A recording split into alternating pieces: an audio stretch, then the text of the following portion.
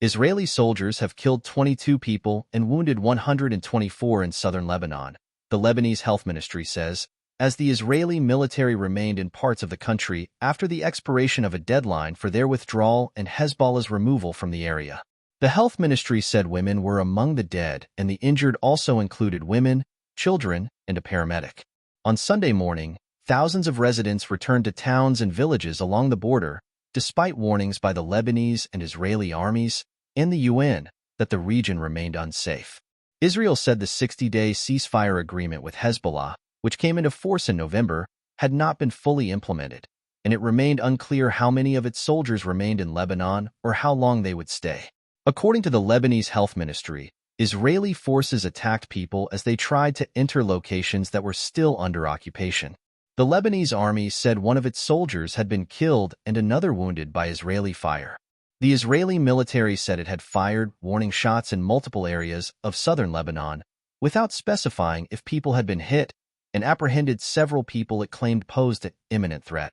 The ceasefire deal, which was brokered by the U.S. and France and put an end to 14 months of conflict, stipulated the withdrawal of Israeli troops and the removal of Hezbollah fighters and weapons from southern Lebanon. At the same time, thousands of Lebanese soldiers were expected to be deployed to the area where, for decades, Hezbollah has been the dominant force. A Western diplomatic official familiar with the negotiations, who spoke on the condition of anonymity, said Israel had said it needed more time to destroy Hezbollah's infrastructure in southern Lebanon, and that the initial plan was for a 30-day extension.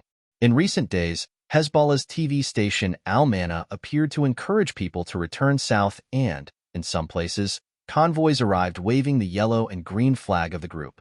The passing of the ceasefire deadline is the first major test for the new Lebanese president, Army Chief Joseph Aoun, who is keen to bring stability to a country exhausted by multiple crises.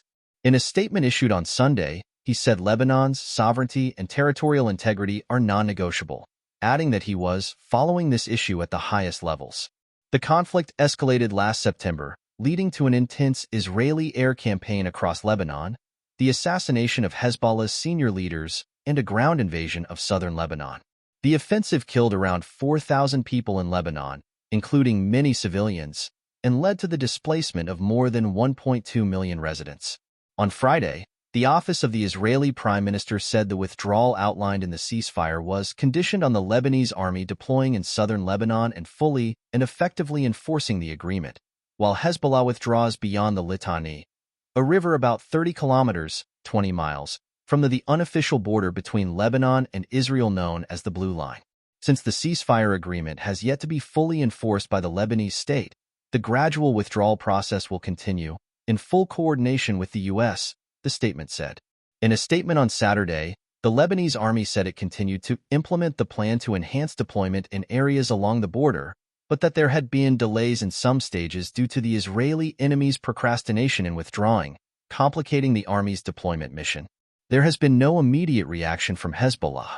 On Thursday, the group said failure to comply with the deadline would be a blatant violation of the agreement, an infringement on Lebanese sovereignty, and an entry into a new phase of occupation.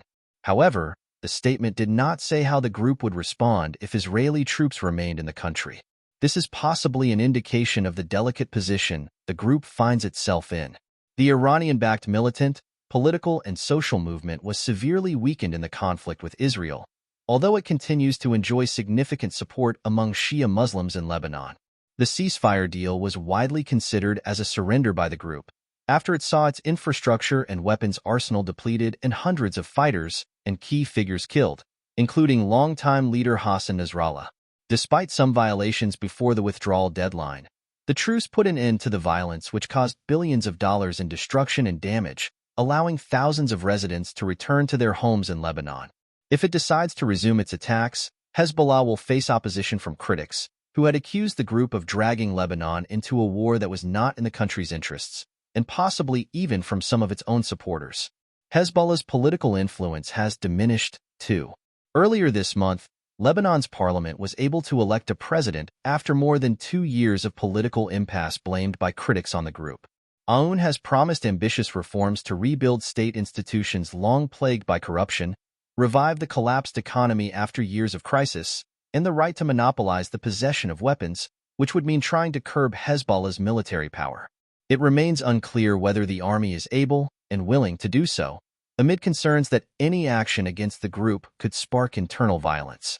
Israel's stated goal in its war against Hezbollah was to allow the return of about 60,000 residents who had been displaced from communities in the country's north because of the group's attacks, and to remove it from areas along the border. Hezbollah launched its campaign the day after the Hamas attacks on southern Israel on October 7, 2023, saying it was acting in solidarity with Palestinians in Gaza.